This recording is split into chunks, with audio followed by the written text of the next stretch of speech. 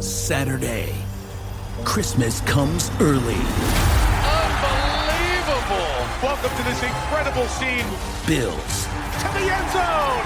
Chargers. It's a touchdown! An exclusive NFL game. That's fantastic! Live in primetime. Wow! Only on Peacock. With a Christmas gift to their fans. They're having some fun now. Bills versus Chargers. Saturday, 7:30 Eastern. Exclusively on Peacock.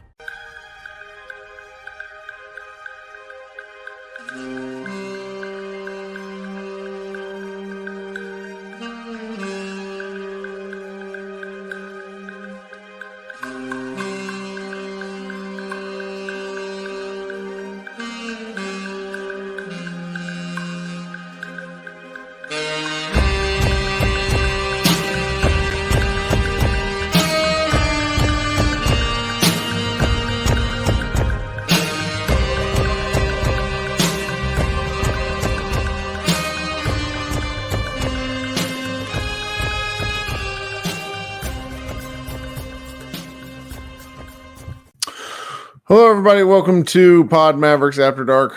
I'm Kirk Henderson, joined as always by Josh Bowe. Josh, how you doing tonight? I'm doing pretty good. Looking forward to this one. I'm curious of your temperament, of your thoughts, because this was a weird game. So let's just say that a lot is made up for the fact that the game started at 6:30, not 7:30. That was a surprise to a lot of us. The Mavericks opted to host the concert with Fort Worth. What kind of musician is he? I'm not good with music. Blues, country rock. He's from Fort Worth and was apparently an influencer and part of with their new City Edition uniform. So they're holding a concert with him after the game. Very clearly, when they planned this out a long time ago, they thought, oh, a Memphis game, that'll be competitive and fun, and the Mavericks will stand a pretty good chance of winning. And as recently as before the game, you might have actually thought that because despite the fact that Luka Doncic, Dante Exum, and Tim Hardaway Jr. were unable to make the game, the Dallas Mavericks still should have been able to beat the Memphis Grizzlies, who have 7 people out due to various injuries and or suspensions and or anything, because they're just kind of cursed by the injury bug. They'd won 4 games this season. Yeah, 4-13. And then the Dallas Mavericks came out and rolled over and said, please take the game. And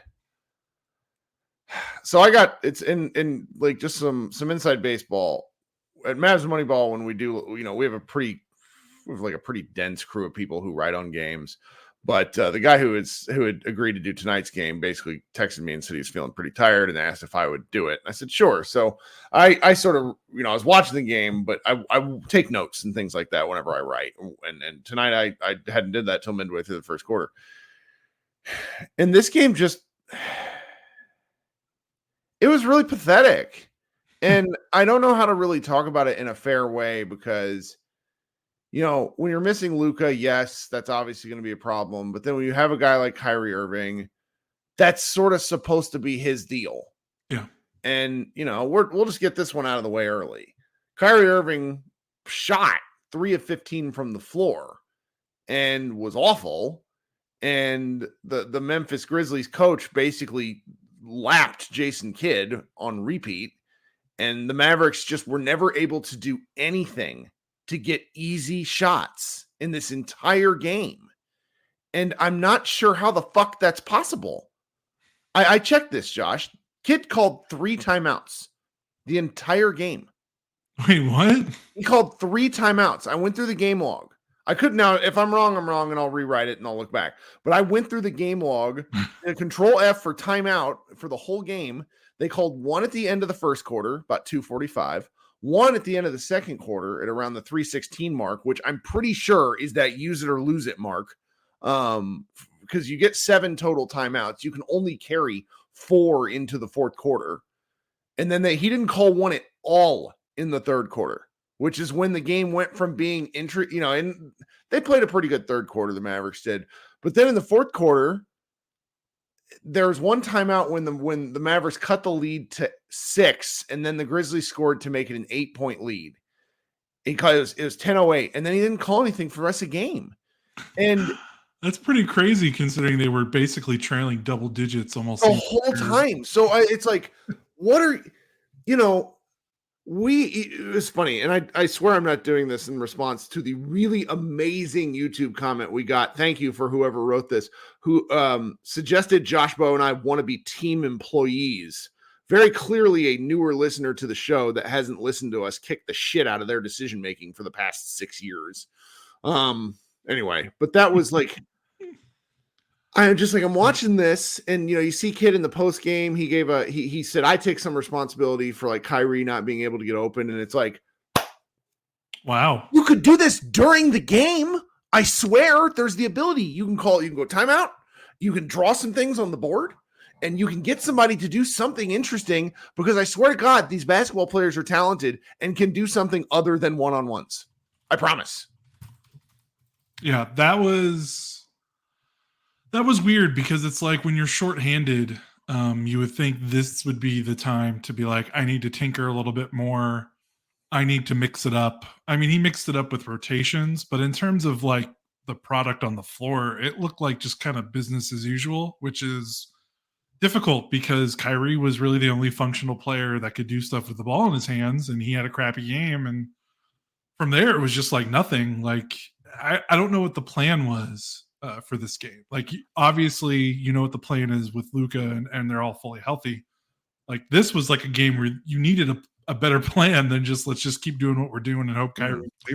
Well, there's so much of what their current plan is. It like revolves around the gravity from Luka, and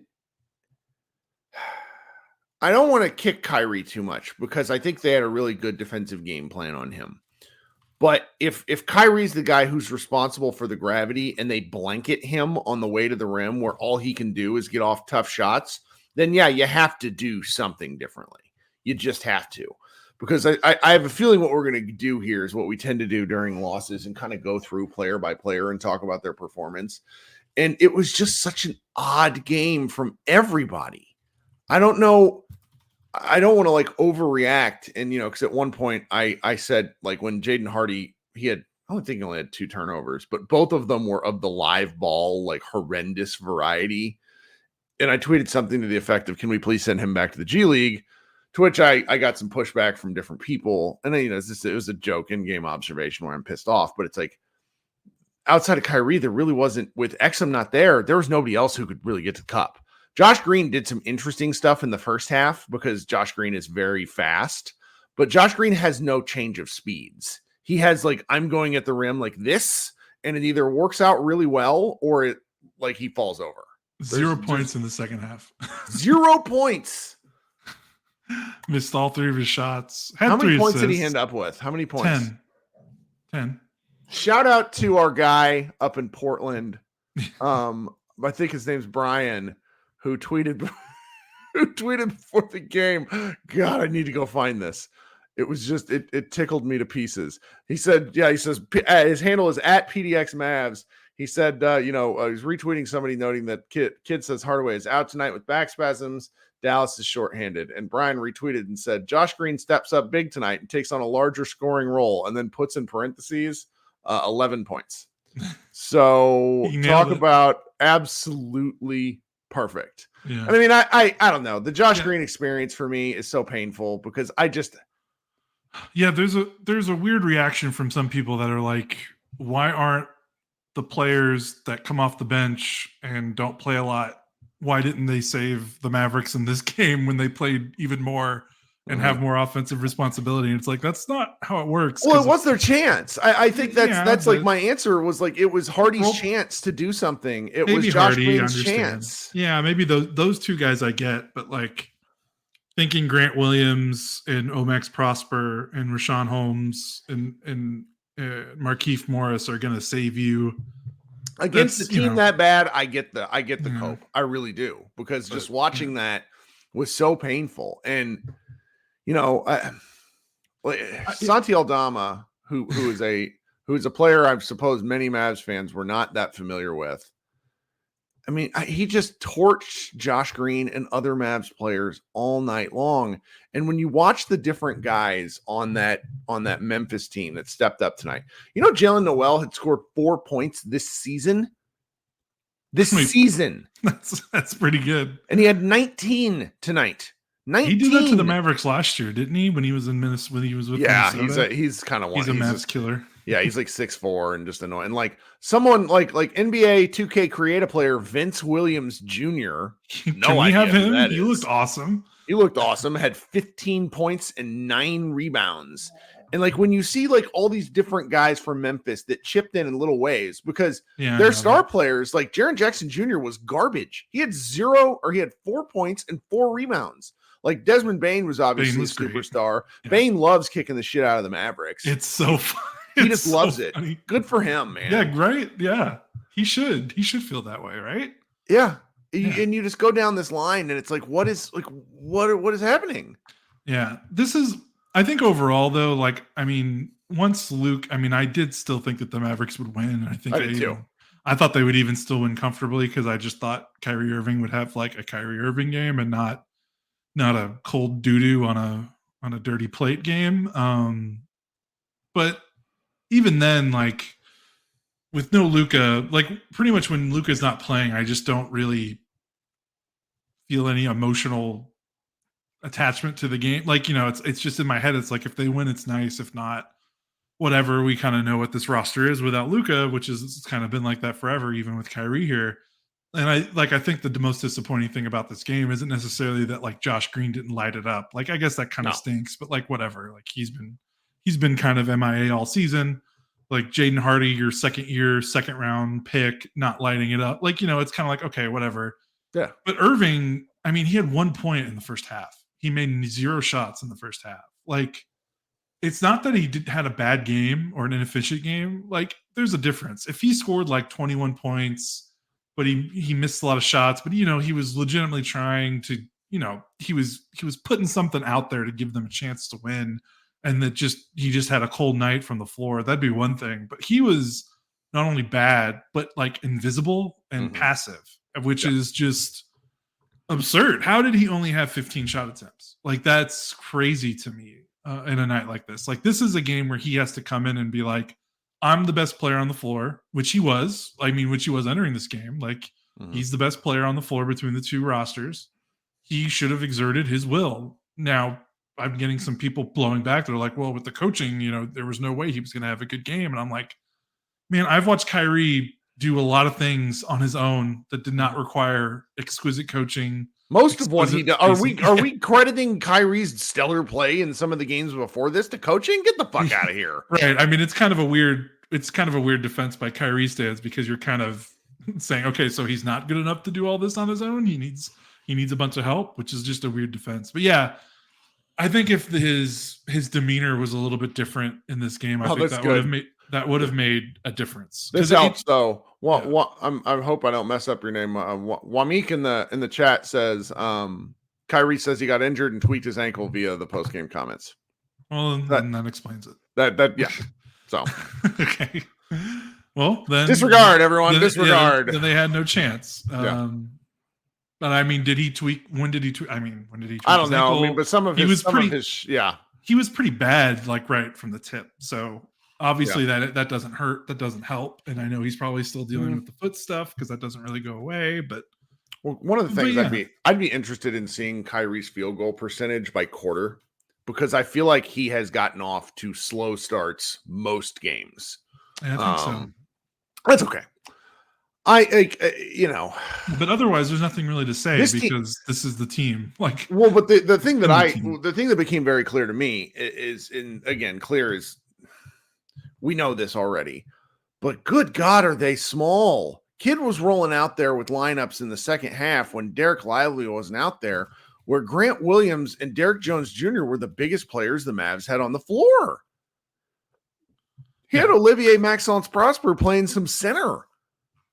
Yeah, they just don't have anyone. They don't have anybody. They went to Markieff Morris. Funny enough, they did not play Dwight Powell. So haters cannot get mad at Dwight Powell for this game, which is pretty funny. So, Hey, maybe you could have used Dwight Powell in this game. At least he would have given you some energy, maybe. Yeah. I don't know, but we'll And it's see. just like teams are built a specific way. And when you pull out particular cogs, you have to adjust in one way or another. But when you remove Luka Doncic, who is 6'7" to 6'8" and 245 to 275 pounds, depending on Whataburger, then you have Dante Exum, who is 6'5", but who has a big ass and plays bigger than he is. And then you have Tim Hardaway, who is 6'5" and athletic. And so you remove 3 6'5" guys, and then you start having to roll out lineups that have Kyrie Irving and Jaden Hardy. And I don't care. I've said this before. I'm going to say it again. Jaden Hardy is not 6'4". He's not. Kyrie Irving is 6'2" and 180 pounds. Like big body Roddy is going to go to work out there. Seth Curry's another guy who got like. And again, I'm just sort of bitching into the void. This is not kids' fault, or it's just the way the team ended up being constructed. But when the Mavs get beat, one of the things that stands out more than anything else is their lack of size.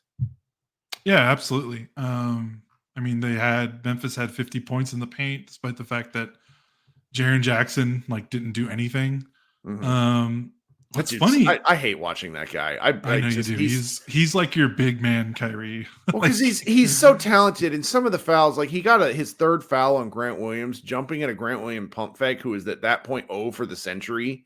Yeah. And Grant drove past him. He hooked Grant's arm. He hooked his arm, or Grant hooked his arm. Doesn't really matter. But then he's kind of argue the call, and it's like, stop it! Just this Luka-like. Like, don't do that. Yeah.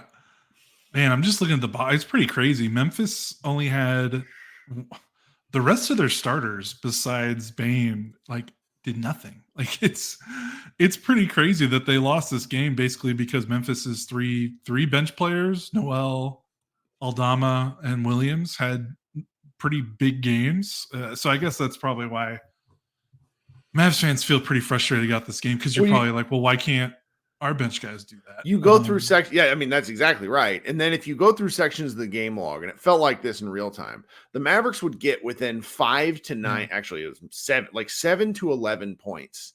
And then neither team would score for a stretch. I wrote about this, my fourth quarter summary was the Mavericks pulled, it was 75 to 81. So the Grizzlies were up by 6. And that was at the 11:15 mark. The Mavericks did not score for 3 minutes. No timeouts called. Not by the Mavericks, at least. No drawn up plays for an easy button basket. Which is pretty stupid, because they've actually been pretty good on out of timeout plays. That's why it was so shocking to me. That's why I keep circling back to it. I'm like, they've been better about this. And then it just looked like, it was terrible. Yeah, like I said, there was no game plan tonight. It just really did feel like Kyrie save us. And if he did tweak his ankle foot in the first quarter, I mean, if that happened, and I mean, I'm not saying it didn't happen. So that happens. Obviously the coach, did Kyrie just not tell anyone? Because if that happens that early in the game, you have to be like, okay, Kyrie is not going to be able to be Kyrie because he's tweaked something.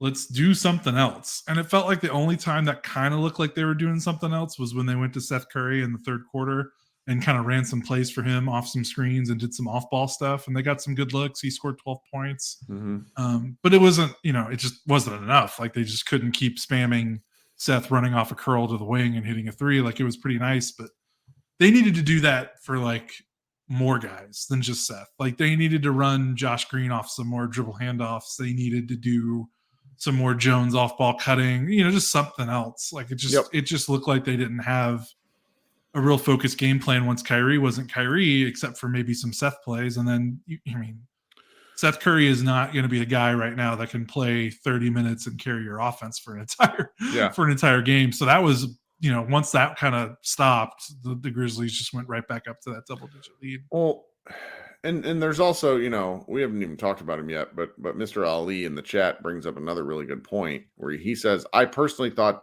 Derek Lively had a very bad hands today. Yeah, for sure. That this was the most 19-year-old I've seen Derek Lively look in some time.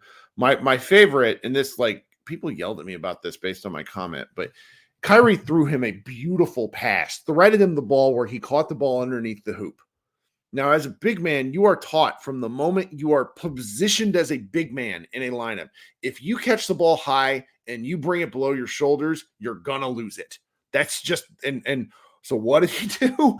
Instead of keeping the ball near his 7-foot tall head and just dunking it, he goes down low with it and attempts to gather and get stripped. And that was just one example of really baffling choices by him all evening. He had like the slippery hands was really difficult to watch. Yeah, he couldn't grab a rebound. It felt like to save his life. His timing was off. And that was like the first time I've really felt that that's happened in a game, you know? Yeah, there were so many. I felt like the Mavericks lost like every single 50-50 ball in this game. They only got beat by 7 boards, but it did not feel like that. I know. I think it's because Memphis had 13 offensive rebounds, which, isn't, I mean, that's not great, but the Mavericks had 13 of their own. But of those 13, it looks like 8 of them were from the bench. So maybe that was just a little bit more aggravating. Mm-hmm. Aldama had 5 on his own in 33 minutes, which is a lot for a guy like that to come off the bench. And then Vince Williams had 2 in 26. Like those were pretty aggravating. And that's when you want your bench guys to be scrappy and be able to win those plays. And it felt like they just, like you said, they got it down to like 6, 8, 9. And every time it was like Memphis missed shot, ball bounces around, gets back to Memphis, and they score. I don't know what the second chance points were, but I'm pretty sure Memphis was like 15, 17 points in second chance points, which is in a game like this, like that's killer. That's absolutely killer. Mm-hmm. The size thing, I just don't know how you fix it. I really, really don't. No, you don't. They did address it in the draft. You know, like Omax is enormous, and he looks enormous when he plays. Right. He's just not ready. Yeah, and Lively. He's the 24th pick, yeah. which, Jarris Walker is a top 10 pick, is not playing for Indiana right now. Taylor Hendricks was like 7th. And he was your guy. He's my guy. So it's not crazy that he's not playing. I understand fans want to see him play, but I'm just saying it's not like there's nothing wrong that he's not playing right now. Like there's nothing to doom about his career. But yeah, it is frustrating. Their offseason acquisitions for size were all, it was Lively and Prosper. Like Williams helps a little, but in terms of their, their veteran acquisitions, it was, you can see why that they really wrestled with acquiring a veteran big for games like these. Yeah. There's not a ton left, I think, to really kind of overhash about this game, but I do want to note, one of the criticisms I get fairly regularly, and this is just how I watch sports, is that I get too mad about an individual game. Here is why I feel that this game matters to the big picture and why it was important to notch this one. They're playing Oklahoma tomorrow night, Oklahoma City. Yeah, this is bad timing. They're going to get waxed. Oklahoma City is designed to beat the shit out of a team like the Mavericks. Like, and they even already if the Mavericks did last healthy. season. They did it last season. Yes. That said, I'm really looking forward to the game. If Luka happens to play, we'll talk about Luka here in a minute. It'll maybe be fun. But there's instances of games where you look in your calendar and you're like, all right, we just got to keep churning along and winning games. And the simple fact of the matter is, you go back and look at the Dallas Mavericks schedule. Let me pull it up here because this is important. And it turns back to like an element of what Jason Kidd got pissy at Tim McMahon about the other night. So let's go back and look at these last several games. They get waxed by New Orleans in the second night of a 2-game series, 131-110. They bounce back the next night and beat the Wizards, but the Wizards are among the bottom 3 worst teams in the league. They lose to Milwaukee. They lose to Sacramento. Both of those, the Milwaukee game was close, and that it was one of those you would want to have back. The Sacramento game was one they were never in. They just were never in it. Second night of a back-to-back, what are you going to do? They escaped Los Angeles. Sorry, my dog is in here barking at me. You hush, big guy. They escaped the Lakers barely, and then they get waxed by the Clippers. While it's really good they beat Houston, I think that was a really good win the other night. Getting waxed again by Memphis sucks. So if you're looking in their last, so they have what? So 1, 2, 3, 4, 5. They have 5 losses since the middle of November. Of those 5 losses, 3 of them are blowouts. 4 of them. And this was a team. 4 of the 5. Yeah, 4 of the 5 losses are blowouts. And this was a team that only won 38 games last season, and they did not get blown out almost ever. Yeah, that was kind of their defining factor. And it's blowouts are bad. I don't know how to like phrase it any other way. Like it hurts you in multiple ways, and sort of goes to a lot of people think this Mavericks team are fraudulent with their record right now, and like losses like this lean into that, and I hate it. They haven't won back-to-back games since November 12th, 10th, and 12th. So we're getting close to a month since they won back-to-back games, which is not ideal. Yeah. Thankfully, the Oklahoma City game's not going to be fun, but they've got a stretch of 3 games after that where they can get a little right. Utah, Portland, you are reading my Memphis brain. again. Because this happened after. Explain what happened. So there's basically a dead week on the calendar, and I'd kind of misunderstood this. I need to actually add this to the Mavs Moneyball calendar. There was an open week in the calendar where teams were eventually going to get other games to play depending on how the midseason tournament played out. Josh, tell us what games the Mavericks got. So the Mavericks game, since they did not make it to the knockout round, you have to reschedule. You have to schedule those games because all the in-season tournament games are regular season games. Yep. So since they're not playing in the knockout round, they get home against Utah and at Portland as their 2 games added to their schedule that was not previously there. That's a gift. It really is. Those are 2 of the worst teams in the NBA. So yeah. And then they play Memphis again, who will not be any healthier on December 11th. Yeah, this might be the same Memphis team that they're playing. That's exactly right. So it's like if they get the pants beat off of them by Oklahoma, we'll have a 2-day break and then 3 games. Everyone will lose their minds. Yeah, which is not going to be. I don't know. I really like Shai Gilgeous-Alexander is playing like a top 3 in the league player right now. I have him on fantasy, and it's so much fun owning a guy. It's like owning LaDainian Tomlinson back in the day on your team. It's just like, oh my gosh, this guy's so good. Yeah. Am I reading the schedule right? They get 3 nights off between OKC and Utah. They play tomorrow night, which is Saturday. Monday, Tuesday. Monday. No, Sunday. You're right. Sunday, Monday, Tuesday. So it's another huge gap in the schedule. Dude, how many? I know their schedule hasn't been friendly in terms of like the travel, but the amount of days off they've been getting has been insane. Well, and then I look at the schedule and it like a little further along, and it scares me to pieces. Okay. Where you and I are just talking to each other every day. We're like, yeah, because I mean they played the Lakers 2 nights off. They played the Clippers 2 nights off. They played Houston another 2 nights off. And again, 2 nights off in the NBA, like that doesn't happen a lot. And they've got like 3 or 4 of them within a 5-game stretch here. So I guess what that means is it's going to be backloaded with the back-to-backs and the 3 and 4 nights and the 5 and 7 nights. It's just relentless when you scroll through it. I mean, it really is. They're going to pay for March, which sucks because they're basically going 500 through what is probably the best rest part of their schedule, like in terms of having practices and days off. Like that's why these losses probably hurt a little bit more, because you need to be winning games when you have 2 nights off, 3 nights off, or whatever. And they lost on 2 nights rest to the Clippers, and now they've lost on 2 nights rest to the Grizzlies. That kind of twists the dagger. What's it going to be like when the schedule turns around and they don't have all these days off like they did earlier? That's not fun.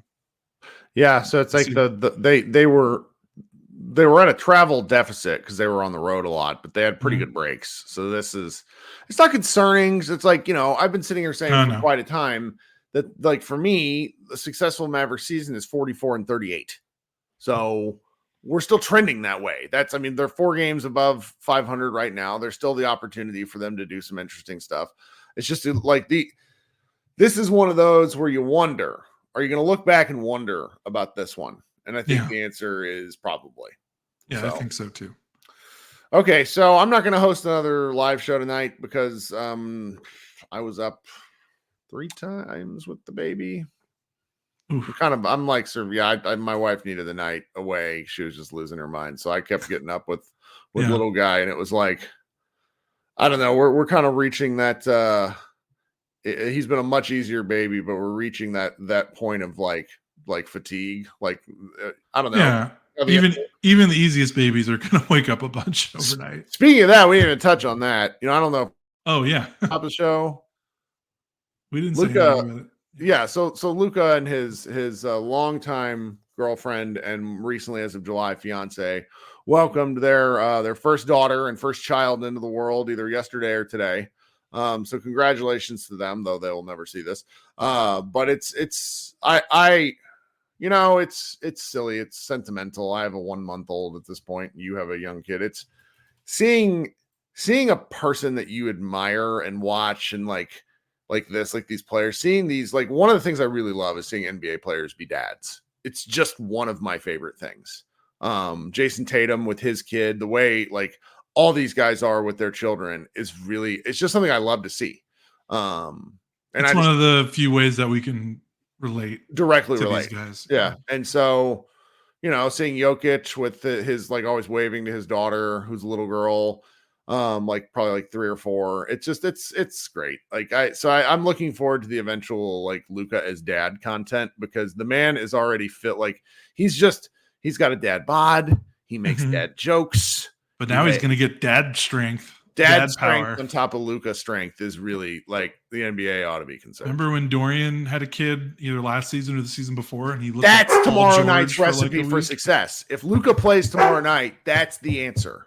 If he plays tomorrow night, he's going to score like 55 points or something. He's going to do something crazy. That's my prediction. Oh, all right. Well, we're right at 30 minutes. Josh and I will be back tomorrow night. I'll also unless I'm exhausted, I will host a live show tomorrow night. But I would love to give people an opportunity, a place to bitch, but it's too late. Well, it's 10:15. I'm going to go try to bank a little sleep, and we'll see where things go. Everybody, appreciate you hanging out with us. We know losses stink. If you could do me a favor and subscribe and leave comment if I didn't make my pitch tonight, so I'll figure that out later. Everybody, be good. Enjoy your Saturday, and we will talk with you tomorrow night. Go Mavs.